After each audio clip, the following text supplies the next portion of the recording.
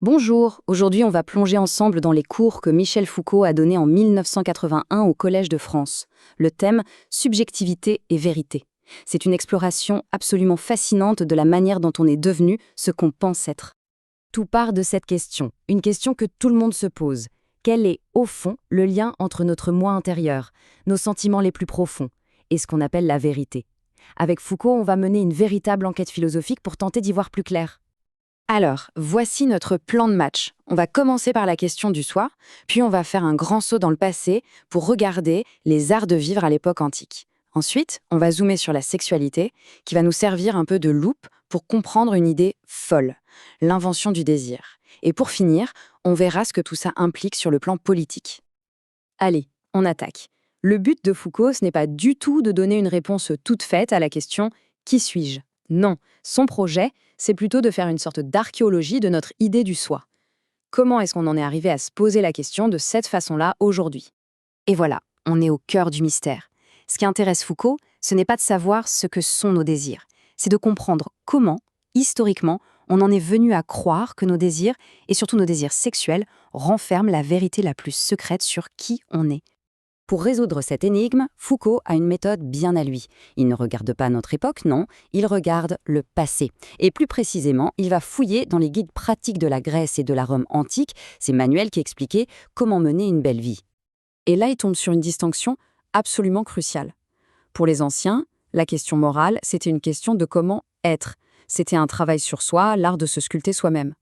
Alors que pour nous, bien souvent, la morale, c'est une question de ce qu'il faut faire, un ensemble de règles à suivre. La perspective n'est pas du tout la même. C'est là que Foucault sort ce concept génial, les technologies de soi.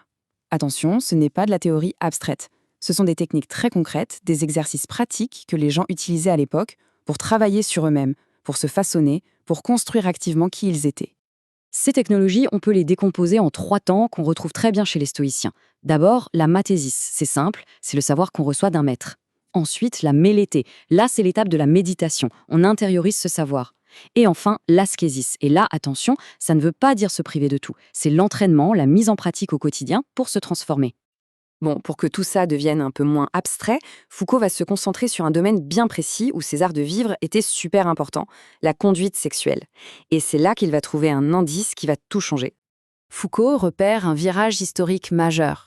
Au départ, dans la Grèce classique, la morale sexuelle est assez simple.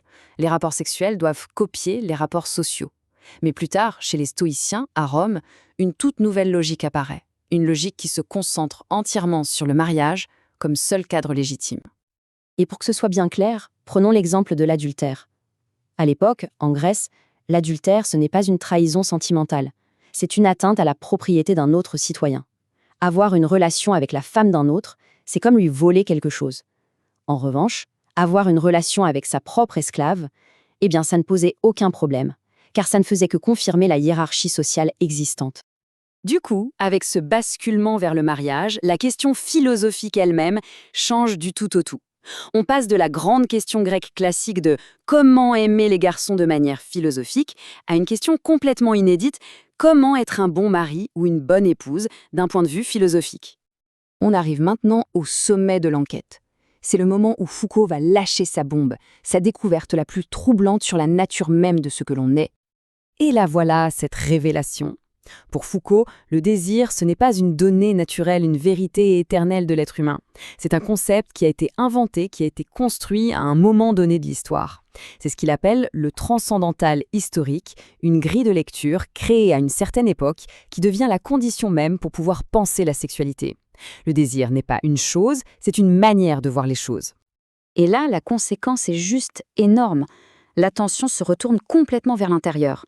Le problème n'est plus de savoir comment modérer ses actes, mais de sonder, d'analyser, d'interpréter ses moindres pensées.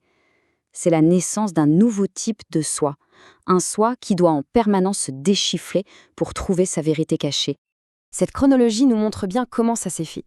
On part des Grecs, pour qui ce qui compte ce sont les actes, les aphrodisias, on passe aux Romains stoïciens qui cadrent ces actes dans le mariage, et puis arrive le christianisme, qui garde ce cadre, mais qui ajoute une obligation totalement nouvelle, celle de tout dire, de confesser non seulement les actes, mais surtout les pensées, les fantasmes, la fameuse chair. C'est la naissance de l'herméneutique de soi, l'art d'interpréter son propre moi comme un texte secret. Bon, mais alors pourquoi est-ce que toute cette histoire antique nous concerne aujourd'hui? Qu'est-ce qu'on en retire? C'est ce qu'on va voir pour finir. Ici, Foucault nous parle des jeux de véridiction ou jeux de vérité. L'idée, c'est que la façon dont une société définit ce qui est vrai et ce qui est faux n'est jamais neutre. Ces jeux de vérité nous imposent des manières de parler, de penser, et ils façonnent notre réalité. Dire la vérité sur son désir, par exemple, ça nous oblige à avoir un certain rapport avec nous-mêmes, ça crée des obligations. Donc, pour résumer le verdict de cette enquête, notre soi n'est pas quelque chose qu'on découvre, c'est quelque chose qu'on fabrique avec des outils hérités de l'histoire. L'idée que la vérité de qui on est se trouve dans notre sexualité, ce n'est pas une évidence, c'est le résultat d'un long processus historique. Et comprendre cette histoire, c'est faire ce que Foucault appelle la politique de nous-mêmes. Et tout ça, ça nous laisse avec une question assez vertigineuse. Si notre façon de nous comprendre nous-mêmes a été inventée, ça veut dire qu'on peut la réinventer.